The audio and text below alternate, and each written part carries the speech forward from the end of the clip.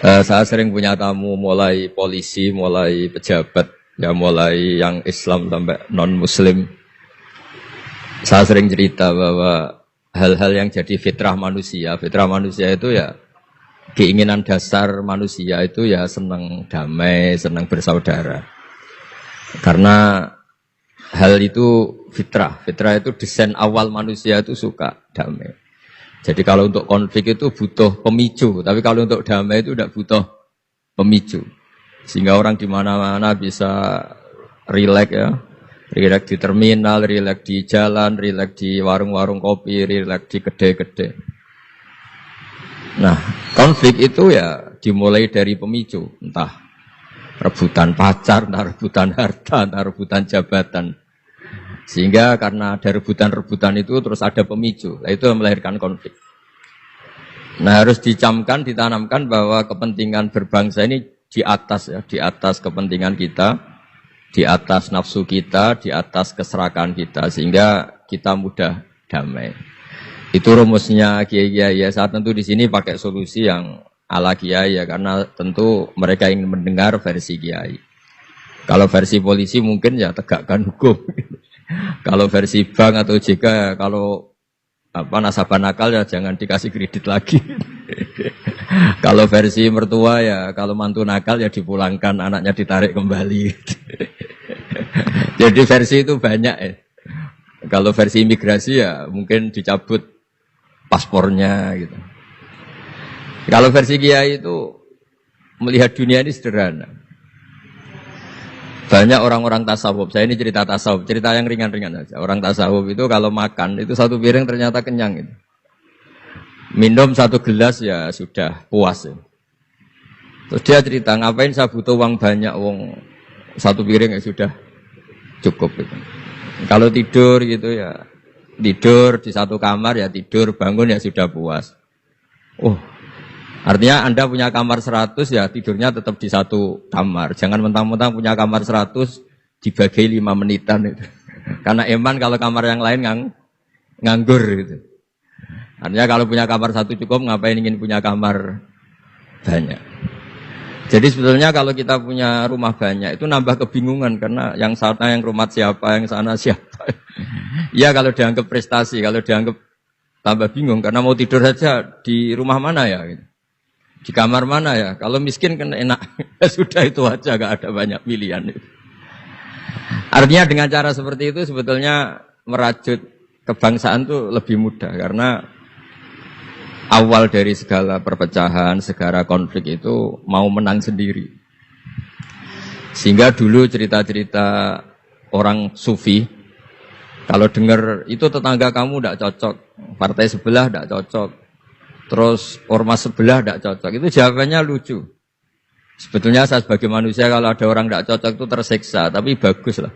Kalau tidak cocok itu tidak utang saya, tidak pinjam uang saya, tidak pinjam mobil saya. Sehingga jadi gampang gitu.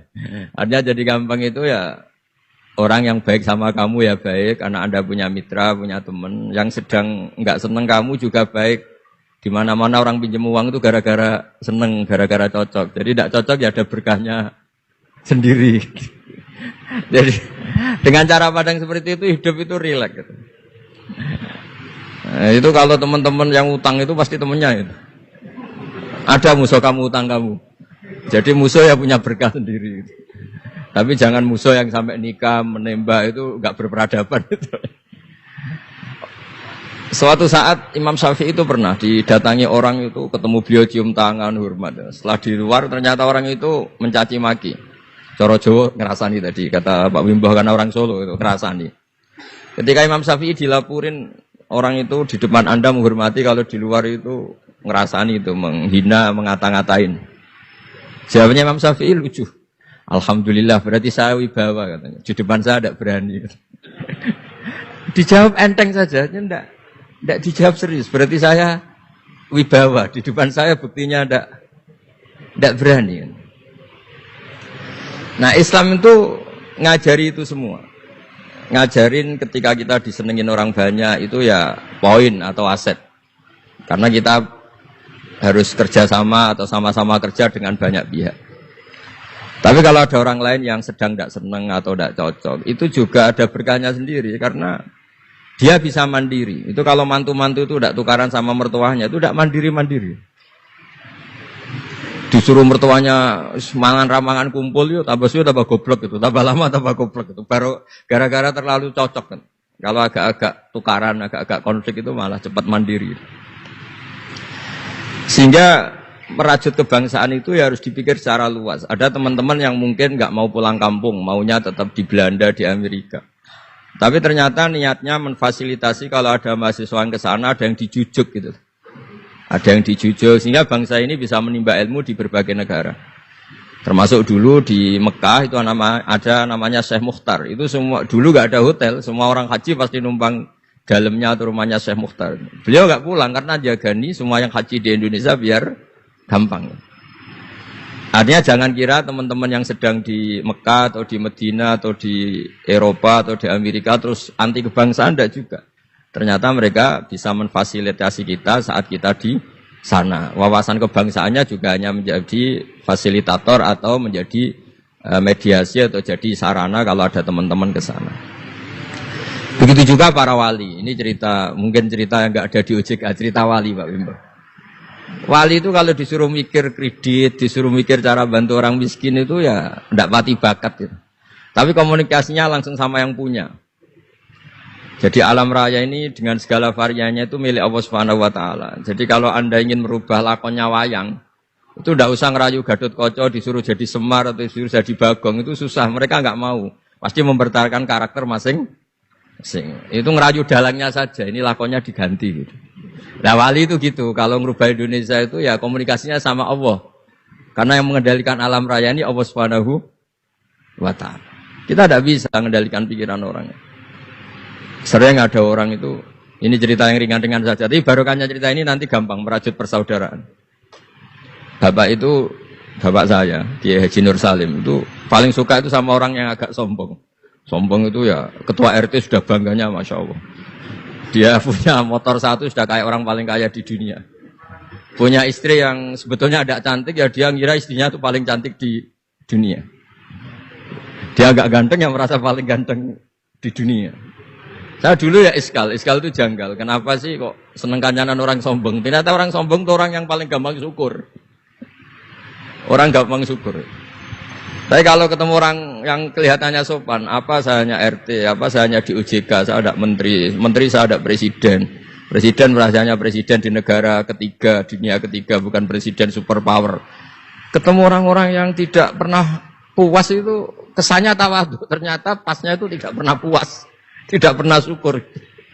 Lah yang sombong ternyata tidak sombong, dia gampang syukur. Ketua RT aja sudah merasa kayak presiden. Hanya pegawai OJK aja sudah merasa bangga, padahal dibuat suruhan Pak Simbo. Tapi senengnya, nggak disuruh seragam, sudah seragam semua. Saking senengnya. Iya, bangga banget ya. Bangga banget. Jadi sama, sebetulnya kita jadi warga Indonesia, berKTP Indonesia sudah harus seneng. Tidak gampang, orang punya negara itu tidak gampang. Coba orang-orang yang sekarang di Amerika, di mana-mana itu orang Indonesia itu ya kangen rumah. Itu untuk kangen ke sini itu harus berbiaya 100 juta untuk pulang. Kita tidak usah kangen, sudah di Indonesia, itu sudah luar biasa. Nah, sama-sama kerja atau sering memberi kontribusi. Saya sering punya analogi ya. Saya sering diskusi sama banyak rektor di Indonesia. Bagus mana kerja sistem modern sama sistem kiai. Kata saya ya semuanya punya plus minus. Tapi kalau saya kiai ya milih bagus kerjanya kiai. Gitu. Kalau kiai itu ngajarkan orang yang mampu nolong yang lemah. Ya sudah itu aja ajarnya. Kapan saja Anda mampu, berkesempatan mampu ya wajib menolong. Tapi kalau sistem modern itu ada jobnya. Sehingga gara-gara ada jobnya, suatu saat mungkin kalau ada orang tenggelam, wah saya ada SAR, saya ada tim SAR, gak perlu menolong. Gitu. Kalau ada orang miskin, saya ada pegawai bank, gak perlu ngasih kredit. Itu bahaya untuk bangsa ini. Sehingga dibutuhkan kerja-kerja yang ala kiai saja. Kalau ada kecelakaan di jalan, meskipun Anda tidak satlantas, ya ditolong Anda yang menangi, yang tahu. Kalau ada yang miskin, tetangga kamu Anda mampu, ya tolong saja, tidak usah nunggu diajukan proposal, didaftarkan miskin resmi sampai ada plakatnya, terus baru dibantu. Itu selak mati. Nah, selak kelaparan. Nah, pendidikan agama juga gitu. Misalnya semester ini mengkaji tentang sholat, misalnya di UIN atau di IAIN. Mengkaji tentang haji. Kalau di Kiai enggak, Anda mau haji tinggal tanya Kiai. Tapi kalau ada kuliah, nunggu semester itu, nunggu dosen itu baru tahu bab haji. Nah kalau pertolongan itu nunggu polisi, nunggu OJK itu prosedur dulu, kadang ditanya sertifikatnya macam-macam. Nah, di sini pentingnya kerja. Jadi kalau lembaga resmi ini untuk hal-hal yang besar, yang tidak mendesak, yang mengikat. Tapi harus ada sistem sosial yang on time, yang setiap saat bisa diakses. Yaitu kebaikan masif, kebaikan yang semua orang itu merasa harus menjaga. Jadi yang menjaga kestabilan Indonesia itu semua orang, bukan polisi, bukan tentara, bukan siapa saja, termasuk departemen-departemen resmi, kepolisian, termasuk semuanya. Dengan merasa seperti itu, saling tergantung, dan yang lebih cepat ya sistem sosial tadi. Sehingga kalau sistem sosial itu ada kiai, atau ada tokoh agama lain, atau ada yang dituakan, itu relatif stabil, karena coro Jawa nak tukaran itu sungkan, kalau terlalu konflik itu sungkan. Nah sehingga dulu ada cerita ada seorang perempuan itu ketemu Nabi itu di jalan. Itu cara etika orang kita lah, apalagi orang Solo, orang Jogja itu kan ada etis, ketemu di jalan dicegat. Ya Rasulullah, saya ini punya bapak sudah tua, dan kalau Anda haji seperti ini pasti ingin bapak saya itu ikut, tapi beliau sudah tua sehingga tidak bisa ikut. Ini gimana, saya harus menghajikan beliau apa enggak? Sama Nabi saat itu dijawab, kalau bapak kamu punya hutang, kamu yang bayar cukup enggak? Ya cukup ya Rasulullah. Ya sudah, seperti itu. Artinya cukup Anda hajikan. Kemudian oleh Imam Bukhari itu dibabkan lucu, babnya itu unik. Bab boleh tanya tokoh di jalan.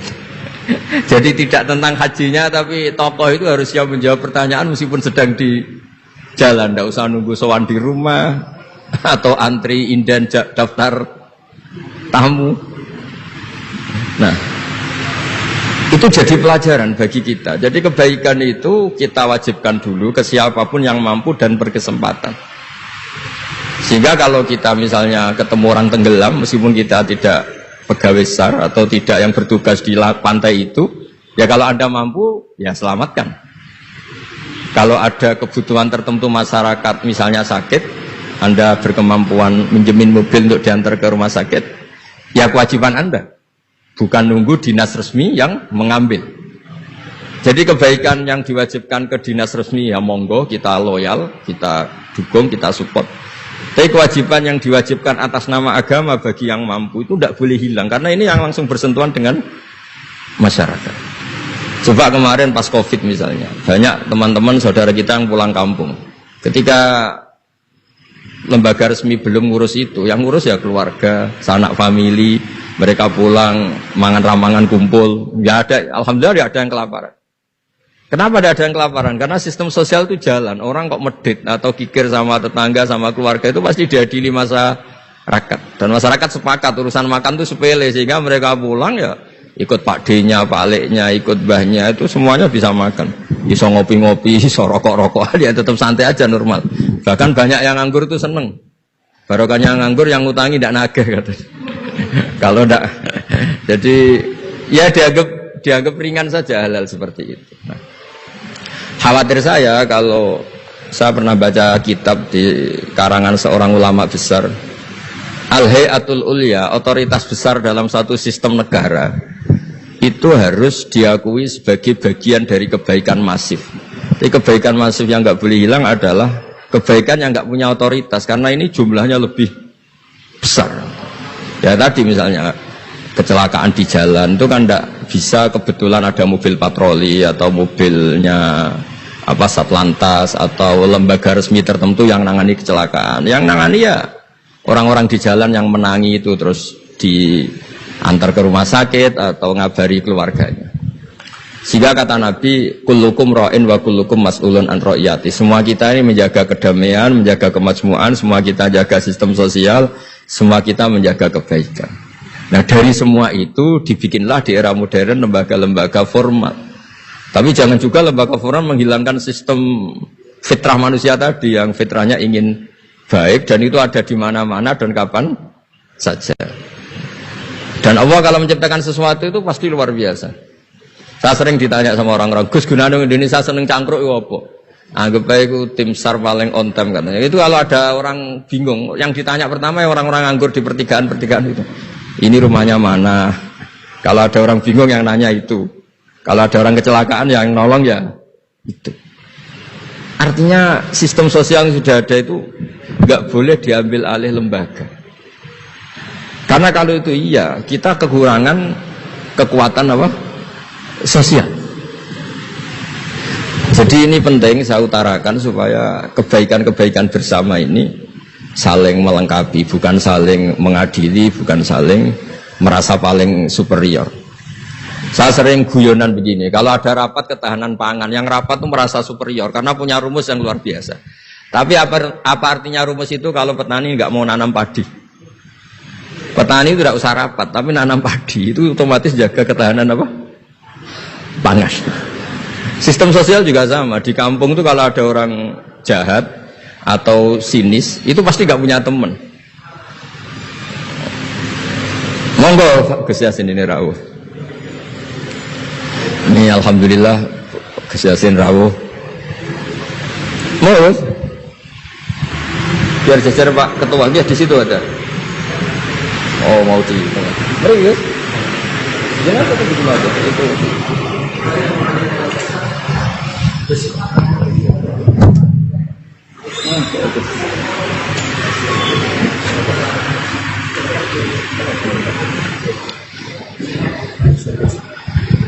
Ya saya teruskan supaya kenapa saya nyampaikan ini supaya energi sosial kita untuk menjaga kemajmukan, menjaga toleransi itu lebih masif. Di beberapa daerah itu ya banyak masjid jejer gereja di Tuban, di Jakarta. Dan ketika buktinya nggak ada apa-apa, yaitu simbol perdamaian. Di beberapa daerah ya banyak orang Islam, bosnya itu non-Muslim. Atau sebaliknya non-Muslim, bosnya Muslim. Atasan juga banyak begitu, atasannya Muslim.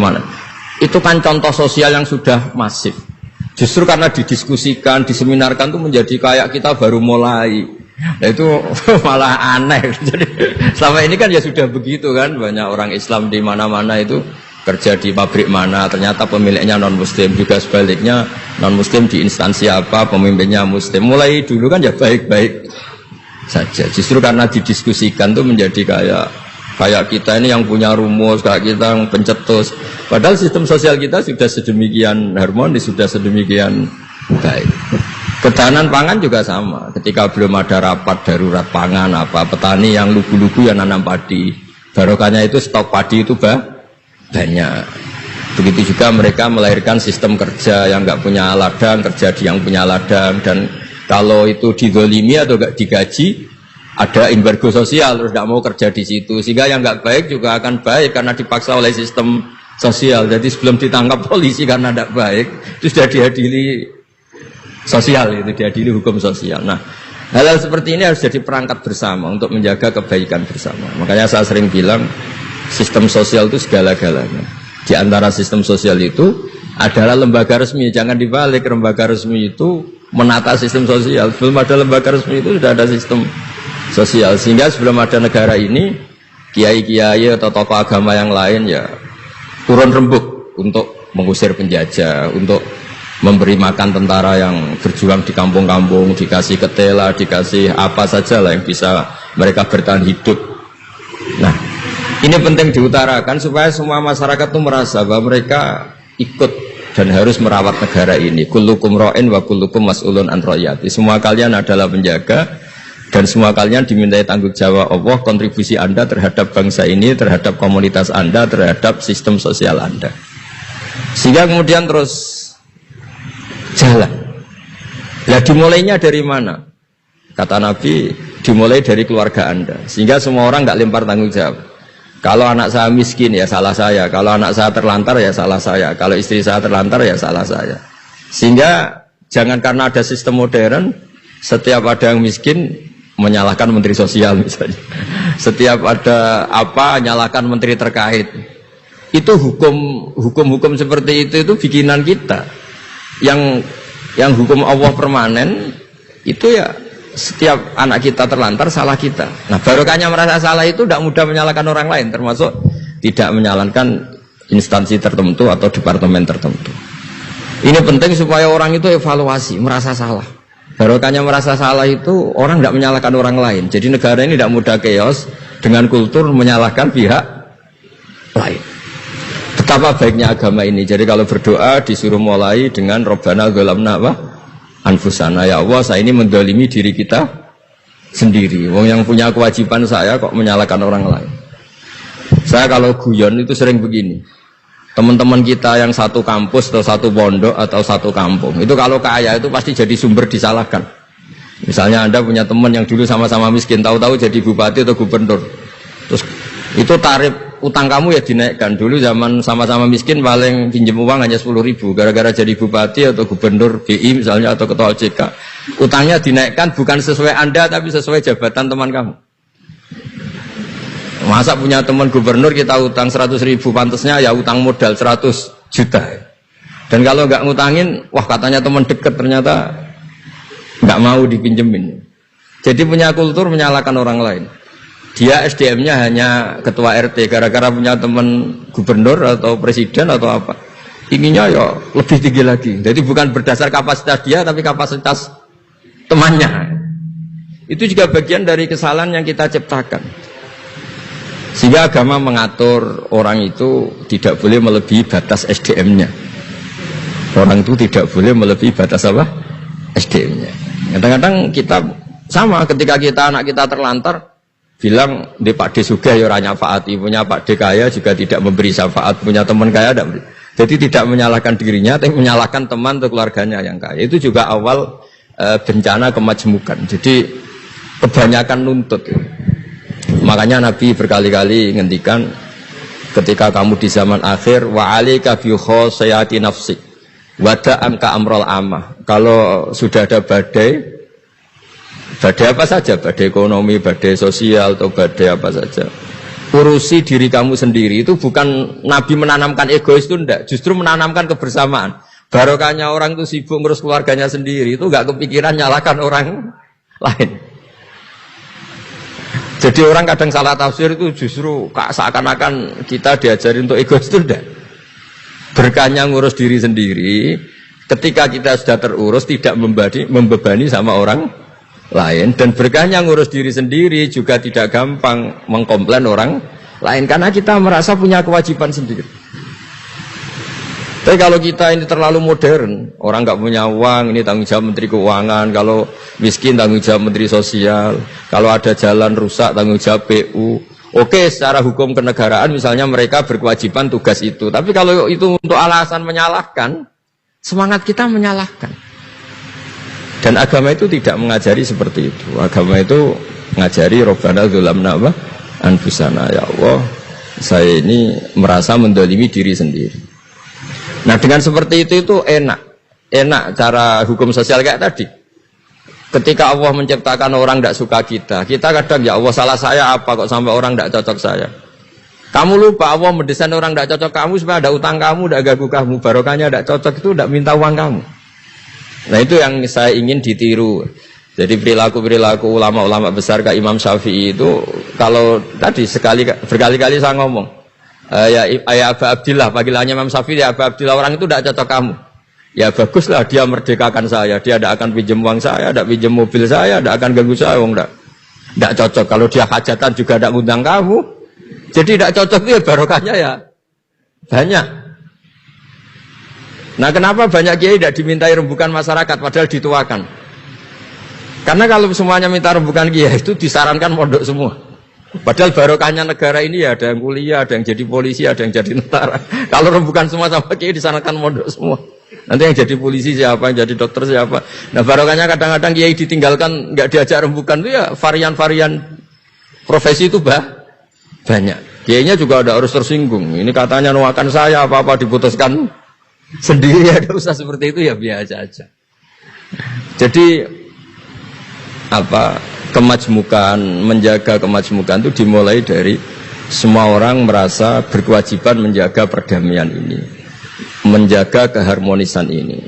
Tentu dimulai dari merasa wajib pada dirinya. Ini penting supaya tidak ingin menyalahkan orang lain atau terbersit menyalahkan orang lain. Terus kedua, bahagia dengan dirinya tadi.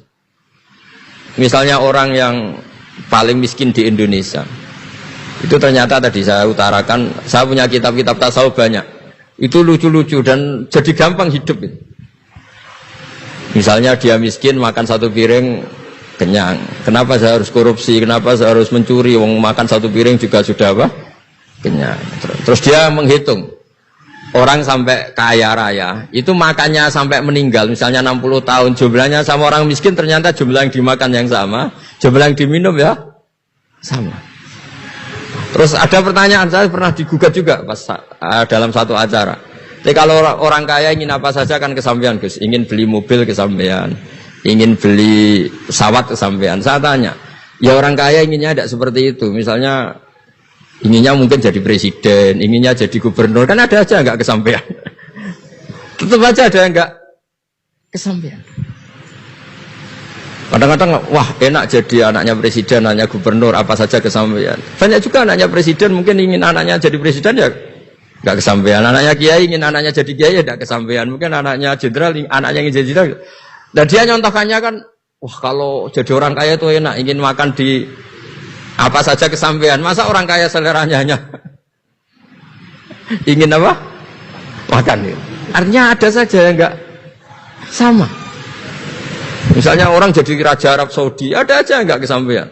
Mungkin bayangkannya ya tidak ada yang demo, tidak ada yang komplain, semua anak yang diinginkan putra mahkota jadi ya tidak gampang kesampaian.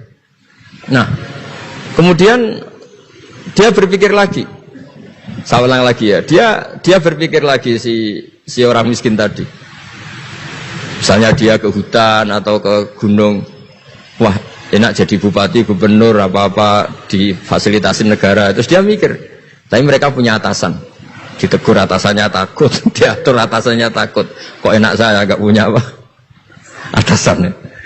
Tapi intinya itu, bagi saya semua itu harus dikawal oleh hukum. Jadi melakukan perintah Allah itu nikmat. Sehingga Anda misalnya ketua OJK atau gubernur atau wakil gubernur atau kiai, nikmat tertinggi itu karena melakukan perintahnya Allah Subhanahu wa taala. Kita disuruh jaga Indonesia, disuruh jaga keluarga.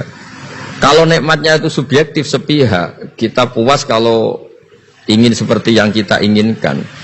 Itu enggak akan ada puasnya karena nafsu kita itu kalau guyonan orang-orang tasawuf, mbok kamu dikasih dunia seisinya dan lipatannya, tamak kamu atau keinginan kamu itu tidak akan tercapaikan, tidak akan terpuaskan. Karena manusia itu ya sudah nggak ada batasannya. Maka kalau guyonnya dulu kan ada orang tirakat, kalau megang apa saja jadi emas. Dia bayangkan jadi kaya, jadi top. Ternyata pertama dia megang saka rumahnya, tiang rumahnya jadi emas. Habis itu megang apa lagi jadi emas. Lama-lama megang nasi jadi emas, megang minum jadi emas. Akhirnya dia nggak bisa makan karena dia ingin semua yang dipegang jadi emas. Pas kecapean megang-megang dia ingin makan, yang dipegang juga jadi emas. Ya akhirnya kan jadi bingung gitu karena nggak kesampaian kan. Dia kesampaiannya jadi emas, ternyata kebutuhan dasar dia ingin makan malah tidak kesampaian karena yang dipegang jadi emas. Jadi itu kan contoh.